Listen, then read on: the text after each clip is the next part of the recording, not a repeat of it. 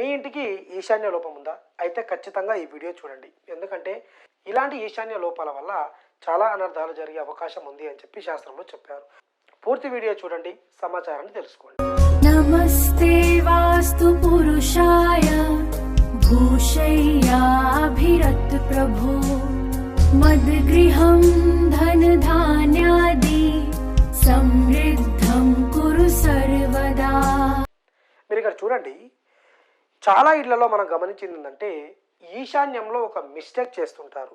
అదేంటంటే పూర్తి ఈశాన్యంలోనైనా బోరేస్తారు, లేకపోతే ఈ ఈశాన్య కోణం ఏదైతే ఉందో, ఈ ఇంటి కోణం ఏదైతే ఉందో, ఈ రెండిటికి మధ్యలో ఈ బోర్ అనేది వేస్తుంటారు. ఇక్కడ కానివ్వండి, లేకపోతే ఎక్కడో జాగున్నట్టుగా. దీంతో పాటుగా గేట్ అనేది ఏర్పాటు చేయడం వల్ల ఈ సంపు గుంతది ఏదైతే, ఈ బోర్ది ఏదైతే ఉందో, దీని గుంత అనేది దీనికి ఆపోజిట్లో ఉంటుంది. ఇది చాలా డేంజర్, చాలా అంటే చాలా డేంజర్. మీరు మొదటి స్టెప్పులోనే మిస్టేక్ చేశారు అని అర్థం. సార్ మరి ప్లేస్ తక్కువ ఉన్న వాళ్ళు ఏం చేయాలి?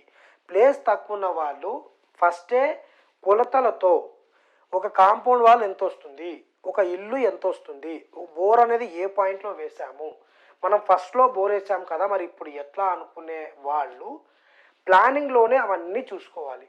2D ప్లానింగ్ కానివ్వండి, 3D ప్లాన్ కానివ్వండి, పేపర్ది స్కేల్ అదేంది మన పెన్సిల్ స్కెచ్ కానివ్వండి, ఏదైనా కూడా ప్రాపర్ కొలతలతో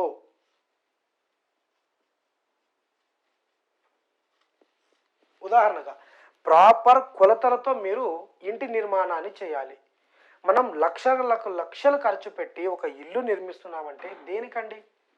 ఆ ఇంట్లో అన్యోన్యత అనురాగాలతో చాలా అందంగా, చాలా ఆనందంగా జీవించాలి అని చెప్పి మనం ఇల్లు కడుతుంటాం.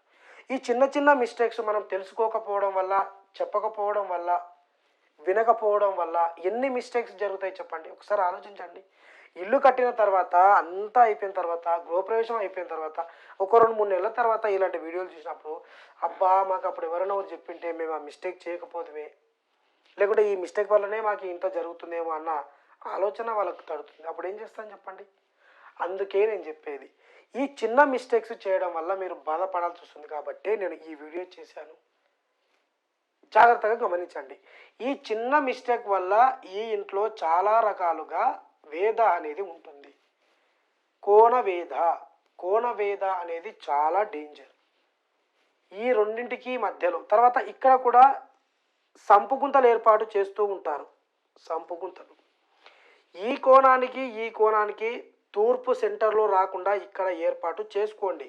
పూర్తి ఆగ్నేయంలో గుంత ఉండకూడదు, తూర్పులో ఉండకూడదు. సార్ మీరు ఇవన్నీ చెప్తున్నారు, మరి మాకు చిన్న స్థలం ఉంది ఎలా అని. నేను అదే ఫస్ట్ చెప్పింది.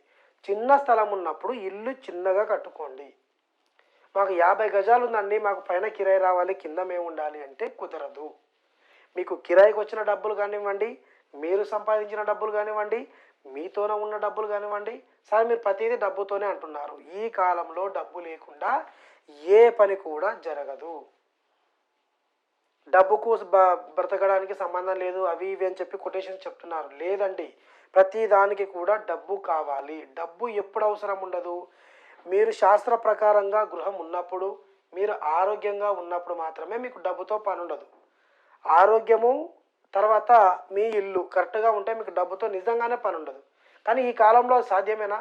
అలా సాధ్యం కావాలి అంటే మన విజ్ఞాన వాస్తులో ఉన్న వీడియోస్ ప్రతి ఒక్కటి చూస్తే, సైంటిఫిక్గా ఉన్నటువంటి ఈ వీడియోస్ కనుక మీరు చూసారంటే నిజంగానే పురాతన కాలంలో ఈ విధంగా వీళ్ళు ఏర్పాటు చేసుకున్నారు కాబట్టి అన్ని రోజులు ఉన్నారు.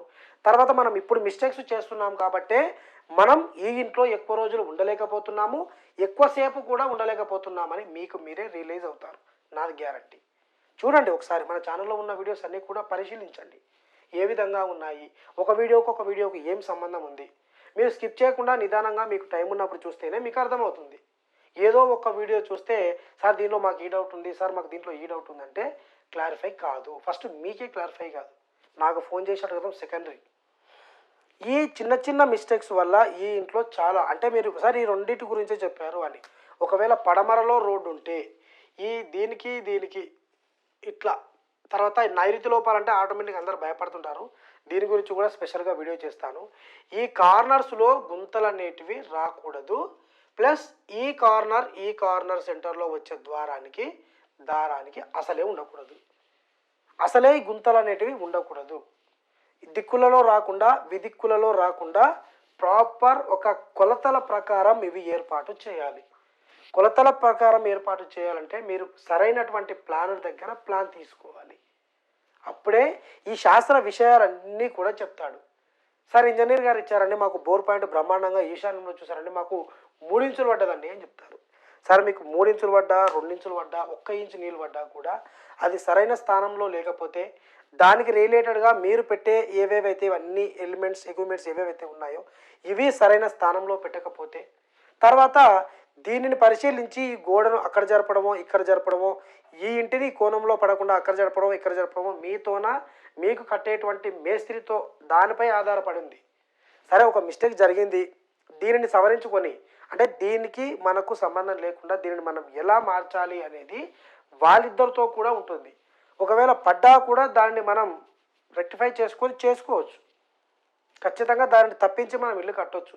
అలా కట్టాలన్నా కూడా మీకు సరైనటువంటి ప్లానర్ కావాలి. కాబట్టి ఈ చిన్న మిస్టేక్స్ చేయకండి, ఈ బారిన పడి ఇబ్బందులు పడకండి. మన ఛానల్లో వీటికి సంబంధించినటువంటి అన్ని వీడియోస్ కూడా ఉన్నాయి, చూడండి, ఆలోచించండి, ఆచరించండి. ఇలాంటి మరిన్ని వీడియోస్ కావాలంటే మన ఛానల్ను సబ్స్క్రైబ్ చేసుకొని గంట బొమ్మ యాక్టివేషన్ చేసుకుంటే మీకు నేను పెట్టే ప్రతి ఒక్క వీడియో కూడా నోటిఫికేషన్ రూపంలో వస్తుంది. మరొక మంచి వీడియోతో మళ్ళీ కలుద్దాం. నమస్తే.